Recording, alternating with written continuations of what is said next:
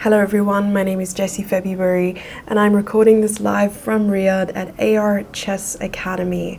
And we are recording a series of videos trying to demonstrate, or at least tease, our curriculum, our dedicated 12-level curriculum that runs right from beginner to advanced, from basic chess, how to move the pieces, all the way to 2300 master level. So this in particular is level 3, and I wanted to introduce some of the topics from it. We'll be addressing them, maybe not in depth, but just a short outline of some of those topics and concepts. So let's dive right in. The first position we'll be looking at is from a concept called mating through access, creating a checkmate where you have to access the king, open up files, sacrifice a piece or two in order to gain access to the file, to the diagonal, and then essentially to checkmate. So if you'd like to take a look at this position, you can pause it and find the answer. But we're going to jump straight into the solution here, and the move is bishop takes b7 check, which is very forcing. When it comes to tactics, there are 3 things to keep in mind, and I think a lot of you already know this. The first one is check. When there are no checks that work, you look at captures. If there are no captures that work, you jump straight into looking for threats.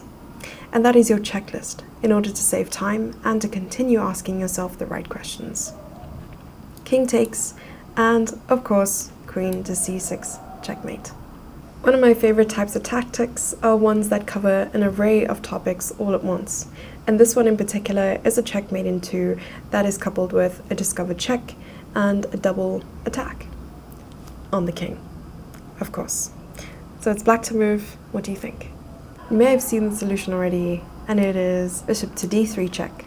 No matter where the king goes, of course this is double check, and the king is forced to move either to the left or to the right, e1 or g1. So if he decides on g1, rook to f1 checkmate. e1 also rook to f1 checkmate. Now that we're all warmed up and we have the tactics out of the way, now it's time to focus on some more positional ideas. In this topic, we will be tackling something called a mini plan. A lot of the time you're having to evaluate your pawn structure. Your next question might be, how do you evaluate a pawn structure? First, we're going to count the pawns.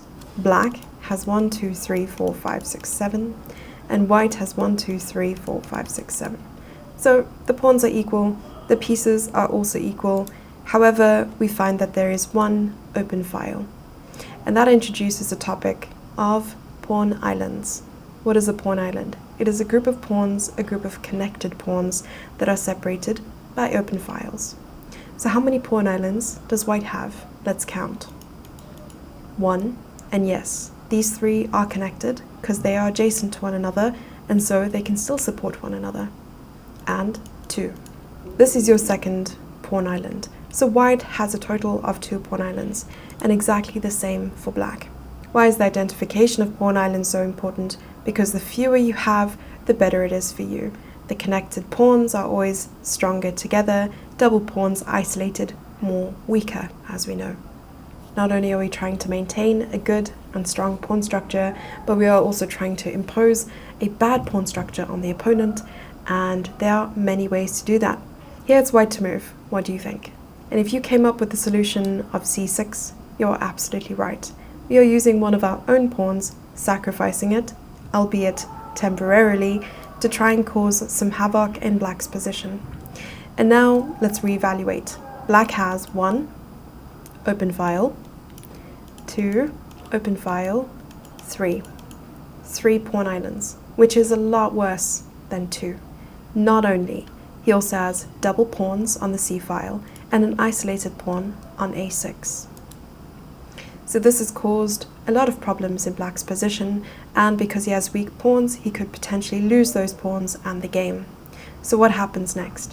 White recaptures the last pawn on a6, and after knight to b8, yes, bishop to b7.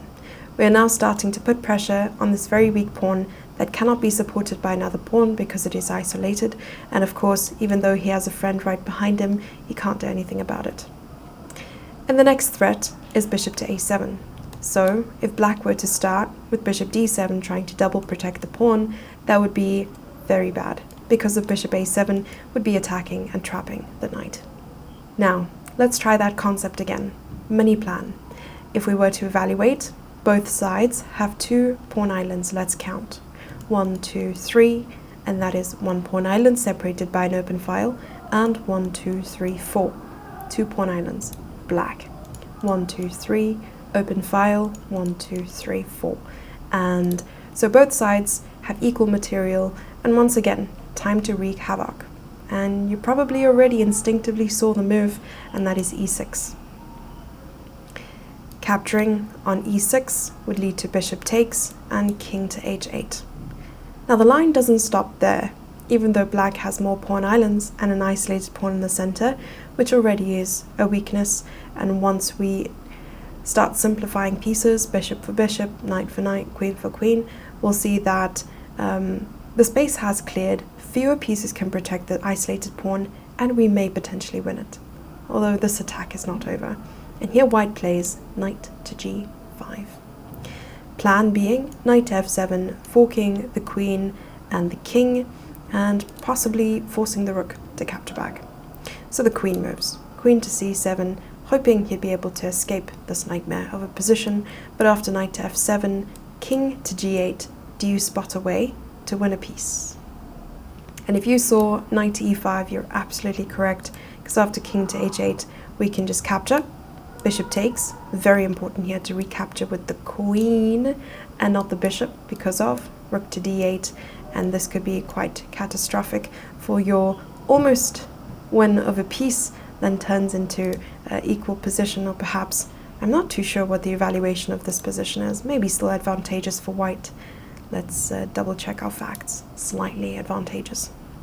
But it's so much better to just secure the piece by taking with the queen, and now we have an extra piece. Bishop, bishop, knight versus knight, bishop. So a lot better. And a good pawn structure. One of the last topics I really wanted to cover was identifying the opponent's threat. Usually you are so focused on what you are planning and you fail to see what your opponent is threatening and don't question their moves enough. Yes, you're asking the question of how to improve your own position, but it's often about what they're planning as well. And here's the perfect way to practice that. It's identifying the opponent's threat and putting a stop to it. So here's black to move. What is white threatening? White is threatening to put the rook on d1 and attack the bishop twice.